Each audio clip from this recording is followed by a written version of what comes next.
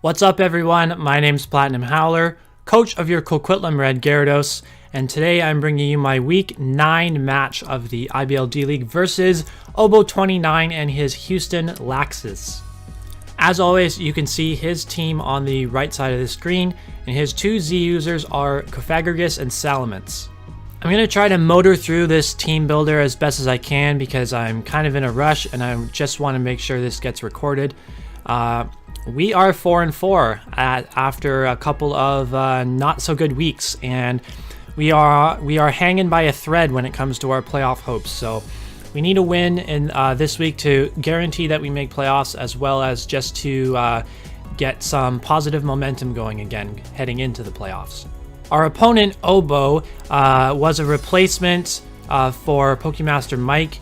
He took over his roster, I believe, beginning week 6. So this is his 4th battle in the league. So far, he hasn't got a win. He is sitting at 2-6. Or excuse me, sorry, he is sitting at he's 2-5 going into this battle because he hasn't played his week 8 game yet.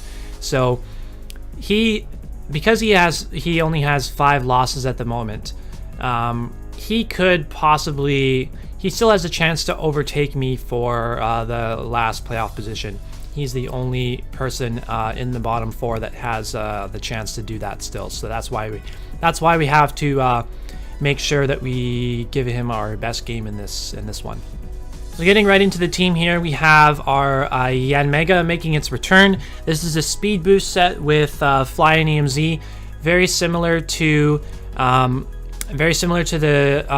speed boost Yanmega that I brought week 2 against Dr. Slacking. That was also a speed boost set with Flying EMZ. Protect, Air Slash, Bug Buzz, pretty standard. And we also have Defog, because this can actually be a decent switch into the Crocodile. It is immune to the Earthquake, of course, and because I'm holding a Z Crystal, I will take reduced damage from Knockoff. So I can switch into the Crocodile and threaten it out with a Bug Buzz and start getting my speed boosts up, and then I should be able to get a powerful Supersonic Sky Strike off against anything that I want once I have some speed boosts. I have just enough speed to outspeed a Jolteon. So after one speed boost, I will guarantee outspeed max speed to Jolteon. There is a chance that a Dragon Dance Altaria will outspeed me at +1, but that would involve him having to run a lot of speed investment, which I don't think he will do. He should just run enough speed to outspeed my Raikou after one Dragon Dance. So I think I should be able to outspeed this if need be at +1, and then potentially hit it up with a big Supersonic Sky Strike. Next on the team, we have our Infernape. It's coming as a Choice Scarf set for the 2nd time in a row. Last week it didn't come. The week before it did come as a Choice Scarf set. This is basically just a safety net Pokemon and potential cleaner as well. He has a lot of fighting weaknesses on his team, so close combat is going to hit the likes of Kartana, Terrakion. Speaking of Terrakion, Terrakion and Infernape actually speed tie, so that's why we are jolly max speed, so we can hopefully win a speed tie against a Scarf Terrakion if he wants to bring that. U-turn is mainly there for the Alakazam. I need to make sure that I can break its sash, and then U-turn U-turn will definitely 2-hit KO that thing, and if I break its sash with anything else, then it should just OHKO it or force it out, and then I'll get switch initiative. We have the Gunk Shot for an Altaria if it's a Dragon Dance set, and we need to hit that, and we also have Hidden Power Ice for the Salamence to hit that if it gets to +1. Next, we have our Shukaberry Nidoqueen, which is our rocker and has a tremendous matchup in this game. It does very well in checking the likes of Mega Altaria and Terrakion. Resists very tight moves, resists both of Terrakion's stabs. And then we have a Shukaberry to eat an Earthquake from either, and I'll be able to retaliate with a very powerful Sludge Wave or Earth Power. We have Sucker Punch for the Alakazam, so we can break that thing's sash if he wants to bring that in to try and revenge me. And then Stealth Rocks, if we can get them up, are going to be nice to chip down his team. They will do 25% to Altaria before it is Mega Evolved. It'll do 25% to Entei, so that's going to be really nice. We also have a little bit of speed on this Nidoqueen to try and creep an uninvested Melodic. So far this season, I've been to speed creep very effectively with the Nidoqueen. Speed creeping mons that do come and then don't actually run any speed, and my Nidoqueen's able to outspeed them, so that's good. Hopefully this creep works just as well. Next on our team is the Mega Gyarados. This is not a Dragon Dance Mega Gyarados because I feel that Gyarados is going to be very, very pressured in this game. He has too many things that he can bring in to revenge a Gyarados, like a Scarf Terrakion, Scarf Kartana. Those are both very viable Scarfers, and they both decimate Mega Gyarados. So I can see Mega Gyarados being very, very pressured here. I don't see it being able to sweep. So instead, we have a very similar strategy to last week, where we can bring it in and intimidate a Salamence, and we should be able to survive any Z move from it, and then retaliate with an Ice Fang to knock it out. We are not quite as defensive as we were last week going up against the Dragonite, but we are more offensive this time. But I think there's a good chance that Gyarados should be able to do its job regardless. And then we have a substitute set, so we can sub up against Melodic and Cofagrigus, and those shouldn't be able to do anything to us, and we can hide behind the sub and get off some powerful attacks. Thanks to Mold Breaker, we will be able to ignore the boost granted by Melodic's Marvel Scale. So if it is a Flame Orb Marvel Scale set, we should be able to set up a sub against that. Two Scalds should not be able to break our sub unless one of them gets a crit. And then we should be able to 2-hit KO that thing with a Crunch and safely be behind our sub when that thing goes down, and we're able to get even more powerful hits off. Next on the team, we have our Latias. Latias has been coming a lot lately. I wasn't bringing it very often at the beginning of the season, but I'm starting to like it a lot more on this team. I'm starting to get the hang of it a little bit. We are the Psycho Shift set again, also a similar set that we brought week 2 against Dr. Slacking. This is my switch into the Entei, and I have max speed, max XP, so I can outspeed a Kartana and anything below it that's not Scarfed, and then Psycho Shift my Burn Away. He has a lot of physical attackers that I don't necessarily switch into super well, so if Latias is in, I want to make sure I can burn those. We are mono attacking with Dragon Pulse, so we get walled completely by the Mega Altaria and the Comfey, but I wanted to make sure that I could hit the Crocodile, because that's one of the things that I can burn, so I don't want to be forced out by that necessarily. We have 2 forms of recovery in Wish and Roost. Roost is to keep Latias healthy if it needs to repeatedly switch into the Entei. And then we have Wish to heal up our team members, because like I said, this is walled by Mega Altaria, so if that is going to be the switch into Latias, I can Wish as it comes in, and then switch out into either Delmise or the Nidoqueen to keep both of those healthy. And then last on our team is going to be the Delmise. It's Assault Vest this time. I think I've learned my lesson from last week. Assault Vest was definitely a better bring than the Misty Seed. So this time we are going to rock out with the Assault Vest, and we have Gyro Ball for the first time on our Delmise. He has a very fast team, and so that means that Gyro Ball is going to do a lot of damage to him. Rapid Spin, of course, to get excuse me. And Rapid Spin, of course, to get rid of hazards. I don't want the Yanmega to be taking too much damage from hazards, especially. I'm not sure if I mentioned the reason I have Defog, but if I'm switching this into a Crocodile, and he predicts my switch out or something and goes for stealth rocks, then I can defog the rocks away immediately. So that's why I want to defog on my Yanmega, but I also have rapid spin on my Dhelmise, because Dhelmise is a pretty darn good spinner. Unfortunately, this Dhelmise doesn't really do much to Cofagrigus, and might even be outsped by Cofagrigus since I'm negative speed nature. Yeah, so I'm kind of hoping that Cofagrigus doesn't come. I mean, I have a Mega Gyarados, so hopefully that does enough to scare it off. Power Whip, mainly for the Milotic, is going to do a lot to that thing. Hopefully we don't get burned by a Scald. And Hidden Power Fire is, of course, for the Kartana. I considered running Colbur Berry on this to make sure I could live a knockoff from Kartana, or possibly from the Crocodile as well. But I went Assault Vest in the end. So yeah, that's going to be the team. Hopefully we can get back in the win column and secure our spot in the IBL D-League playoffs. So we'll see you back shortly with the battle. And we're back with the battle, and looking at the team that Obo has brought, he is, or appears to be, as expected, very well prepared for the Gyarados. He has everything that is, basically everything that he could have brought that is good against Gyarados is here. The Terrakion, the Altaria, the Jolteon, and the Kartana are all here to make Gyarados' life difficult.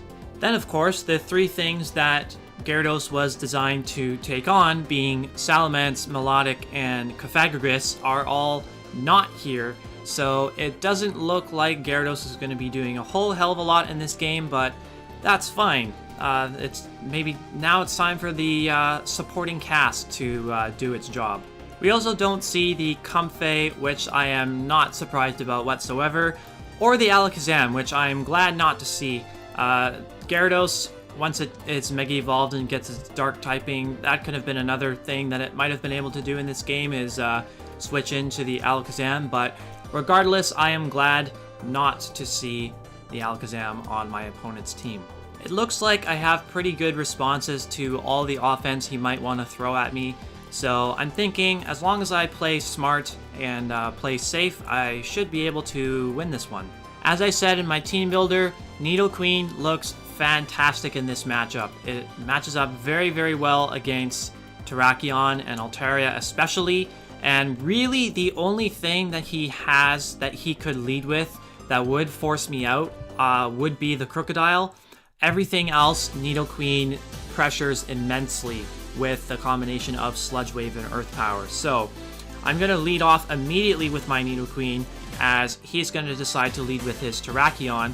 And while it would be wise for him to switch out, as I have Shuka Berry and his Earthquake isn't going to be doing a whole hell of a lot to me, I am going to, and instead of, there's no point in me predicting a switch out when Earth Power is going to do so much damage to anything that he wants to switch in. This Crocodile is the best thing he has to switch into my Earth Power, and it takes over 60% from my Nidoqueen. So I would much rather have the damage on that Crocodile than set up the rocks. If he had something like Milotic to switch in and absorb the damage and then recover it off later, then I definitely would have predicted the switch out and gone for rocks there, but in that situation they just weren't worth it, and I get big damage off on the Crocodile, and Yanmega was always my play. Earthquake or knockoff, it takes well. If he sets up rocks, I can defog them away, and I know that since that Crocodile took so much damage from my Nidoqueen, that is in range to die to an Air Slash, so that's what I'm going to go for here as he switches in the Entei, most likely predicting a Bug Buzz, but I didn't need to go for the Bug Buzz. Air Slash covered my options better, for this exact reason. If he wanted to switch in the Entei, then Air Slash into Supersonic Sky Strike is going to be able to eliminate that thing immediately. I don't even need to switch my Latias into this thing. It's just going to die to 2 hits from my Yanmega, which is great. So, Entei was not necessarily the thing I expected to blow my Z move on, but I'm glad to get it out of the way early and get an extra 6-5 advantage. Interesting though, he was Shiny Entei, so as he should be, but he didn't go for Extreme Speed on that turn, so I'm not exactly sure what the moveset was on that thing.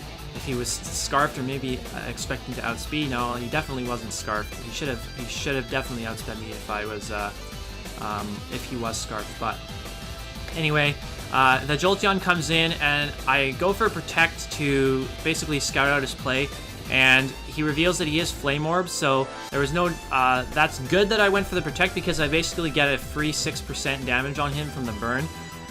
He goes for the HP Ice, and while that is super effective against my Dhelmise, I am Assault Vest, so I take that very, very well. And now I can predict his switch out here and go for a Gyro Ball, which is the best move that I have on this to hit his Altaria. And it does quite a bit of damage because my Dhelmise is minimum speed, and Gyro Ball is very powerful thanks to Steel Worker.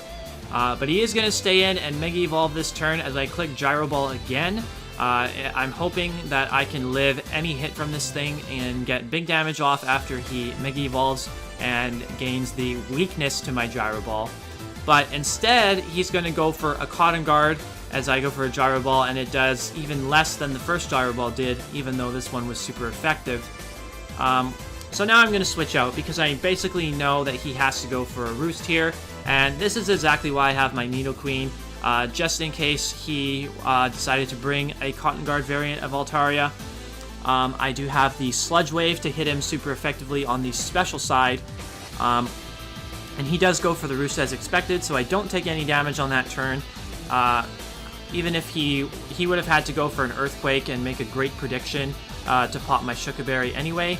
But as you can see, I go for Sludge Wave, and I do outspeed the Altaria, which means he doesn't have any speed investment at all. So the speed creep to outspeed his Milotic paid off very well because Milotic is actually naturally faster than Mega Altaria.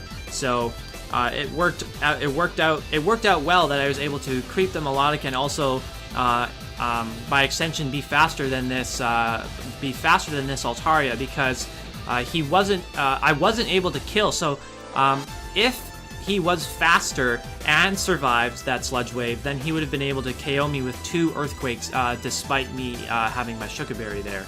So Kartana is going to come in and kill me off with a Leaf Blade, gets a crit. So I'm not sure whether or not that crit mattered at all. It is slightly annoying because it makes it harder for me to gauge exactly what his set is going to be. But I am going to assume that he is locked into Leaf Blade right now, and that he's not able to go for a Smart Strike against my Yanmega. And I'm not going to go for the Protect, and instead straight up go for the Bug Buzz and Oko this Kartana, and Yanmega is going to pick up its 2nd kill of the game, which is really, really nice. I'm very happy to see Yanmega putting in the work here. Being able to come in and just being naturally fat and naturally quad resisting the Leaf Blade was really, really nice. So Jolteon comes in again and goes for a Shadow Ball now. I am still very frail on the Spadef side, so Shadow Ball is definitely going to be enough to pick me off, and it's the best thing to hit my Dhelmise if I want to switch that thing in. But I'm just going to let my Yanmega go down at this point after a Protect. Unfortunately, because he is Quick Feet, he is a very fast Jolteon, so even with my Yanmega at +2 speed, he is still able to outspeed me and KO me with the Shadow Ball. So I don't get any extra damage off with the Bug Buzz on the Jolteon, but that's fine because I can bring in my Dhelmise and tank that Shadow Ball. And thankfully, I do connect with my Power Whip, and I'm able to get rid of the Jolteon. So now, all that he has left is the Terrakion and the Crocodile. Basically, as long as my Power Whip hit on that turn, I was going to get a kill no matter what.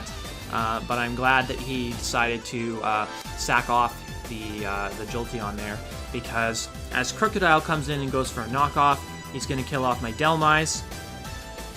And this opens the door for Infernape to come in and click close combat twice and hopefully be able to win the game. Of course, I know for a fact this is that the Crocodile is going to go down on this turn, but now it basically comes down to whether or not the Terrakion is able to survive a close combat depending on its item. If it's Scarfed, it may be able to speed tie my Infernape. If it's Sash, then it will live on 1 HP and would be able to knock me out with an Earthquake or any hit basically, because I'd be at -2 defense. but thankfully he has neither of those. I outspeed the Terrakion and KO it with a close combat. Infernic's going to be able to clean the game for us, and we take Week 9 against Obo by a 3-0 score. GG, of course, to my friend Obo. His links will be in the description as always, and even though he will not be in playoffs for the IBL D-League, we may be facing him again somewhere down the road, wink wink. Pretty clean win this week. I'm very satisfied with the way it turned out. Nidoqueen and Dhelmise tanking the appropriate hits that they needed to, while also being able to threaten his team with big damage in return. And then we have Infernape casually coming in at the end and cleaning up the game with a couple of close combats. Even if the Terrakion at the end was scarfed, he couldn't beat the Latias and the Gyarados that I had in the back with a single move. He would have had to go for a close combat to have any chance of knocking out Gyarados, which wasn't Mega Evolved yet, would have guaranteed got off intimidated against him. He absolutely would have needed at least 1 crit, if not 2, and even then I don't think he would have been able to 1v1 the Latias and Gyarados in the back, which neither of which needed to hit the field in this game for us to pick up the win. Also, big shoutouts to Yanmega coming to its 3rd game of the season and finally picking up its first pair of kills. Our 100% legally obtained and trained shiny Yanmega. This makes it so that every Mon on our team this season has at least 2 kills. So I'm very pleased with that. It shows that the team worked well together, and even though Gyarados, I would say, was definitely the MVP of the team, every Mon contributed in some shape or form.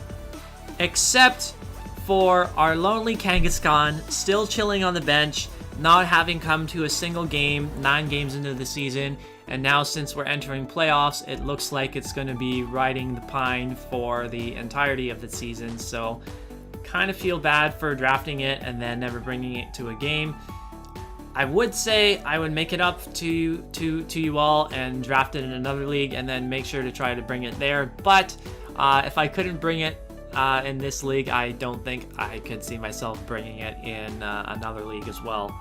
With this win, and because Obo hadn't yet played his Week 8 game prior to us playing this game, we do clinch our playoff spot with a 5-4 record.